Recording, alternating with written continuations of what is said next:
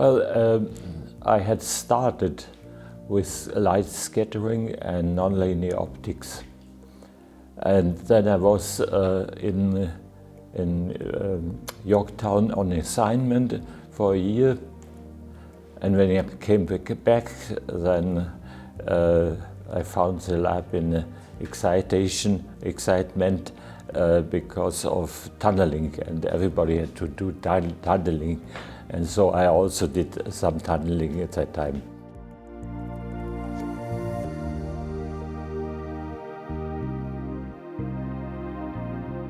Tunneling was a technique which gave you information on individual atoms, so angstrom resolution. And optics was out at that time at IBM. And I am an optics man, so I was searching for some technique that could help to bring optics again in the game of microscopy.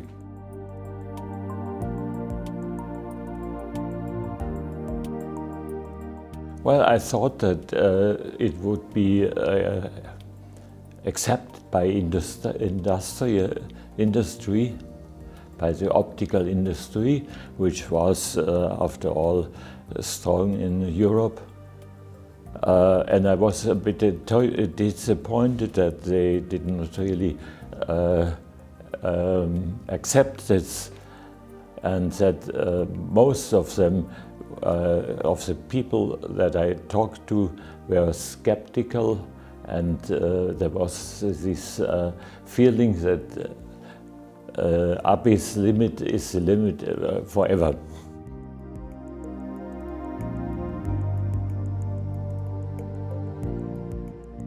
Oh, that was in '84. We had our first publication sometimes in the summer or in the summer, and when I looked through the literature, I found an article by Lewis which had some ideas on near-field optics. And I was very pleased because it confirmed my own ideas that were so much put in doubt by the classical optics people.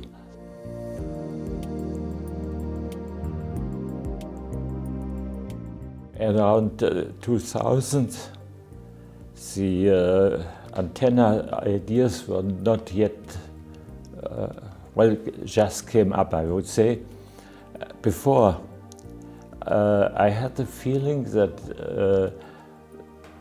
the microscopy idea alone wouldn't do it, because, as I explained, industry was reluctant. There was one problem in particular with aperture SNOM. That was this small transmission of light. If you imagine, you feed in, I had a 10-watt argon laser, and I got out something at the limit of optical visibility, which means maybe 1,000 photons per second or so. And with the antenna, a new light came, I mean a spiritual light came to this whole field and made it really accessible. The antenna, among others, gives you a very good throughput of light in contrast to the aperture.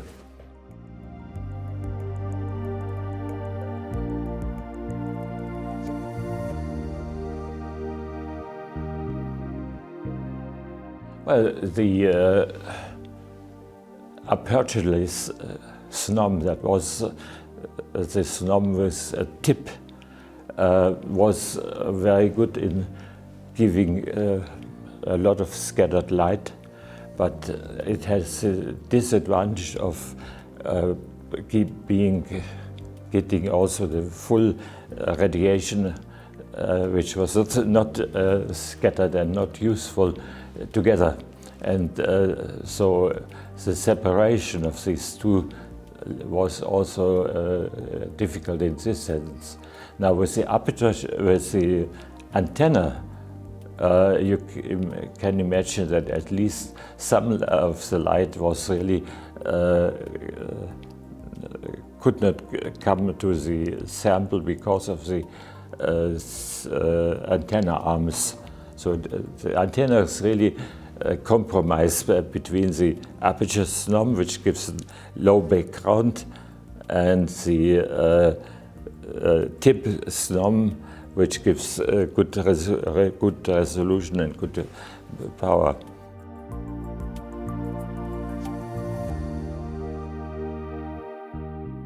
Fantastic development has been made. When you look at your conference now and all the other conferences that are giving after 20 years, after 20 years, 30, 35 years or so, then it was fantastically successful. So I only wish that more good things follow up.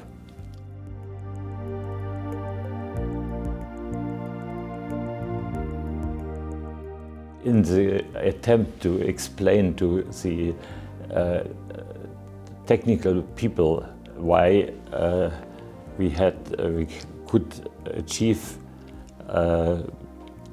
better than lambda half resolution, I thought of the medical doctor's stethoscope, where he attaches it to the body and he scans around the body, and then he can say, oh, here is the heart. But the heartbeat is, of course, the frequencies which have wavelengths longer than this room. So I thought that could be a good buzzword. But it's so difficult to pronounce that I forgot it later on.